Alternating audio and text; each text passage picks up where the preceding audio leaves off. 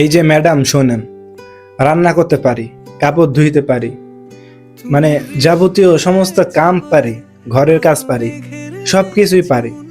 এই কারণে তো একটু ভাব বেশি। হুম মানে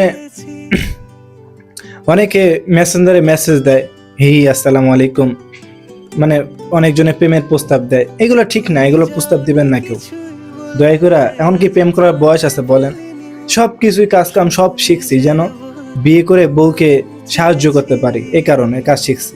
এখন যদি আপনারা বিয়ের বয়সে প্রেমের প্রস্তাব দেন, তাহলে ভাই কিভাবে আপনার মেসেজের আমি রিপ্লাই দেবো বলেন? আপনি বিয়ের প্রস্তাব দেন, বিয়ের প্রস্তাব দেন, প্রেমের প্রস্তাব দেন না প্লিজ।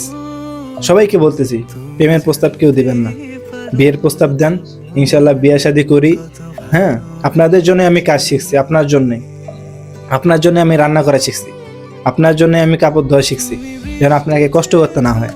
এখন যদি আপনারা এখন যদি আপনি আমার বিয়ে প্রেমের প্রস্তাব দেন এই বিয়ে করার বয়সে, তাহলে ভাই এটা খুবই দুঃখজনক। ঠিক আছে, প্রেমের প্রস্তাব না দিয়ে বিয়ের প্রস্তাব দেন, বিয়ে শাদী করি, বুঝছেন?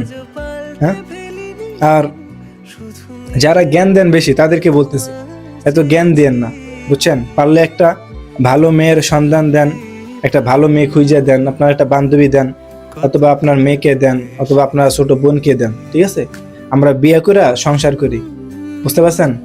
সংসার করার পরে আমাদের বাচ্চা কাচ্চা হইব, আপনার নাতিপুতি, আপনার আমাদের বাচ্চা কাচ্চা হইব, এগুলারে আপনারা চকলেট মকলেট খাওয়াইবেন, এগুলো সুন্দর বিষয়। ঠিক আছে, জ্ঞান দিয়ে না, পারলে ভালো মেয়ের একটা সন্ধান দেন।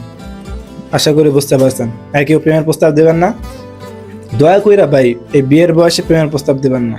ঠিক আছে, বিয়ের প্রস্তাব দিবেন, বুঝতে পারছেন ম্যাডাম? বিয়ের প্রস্তাব দেন। কই আছেন আপনি? বিয়ের প্রস্তাব দেন তাড়াতাড়ি, বিয়ের বয়স হয়েছে।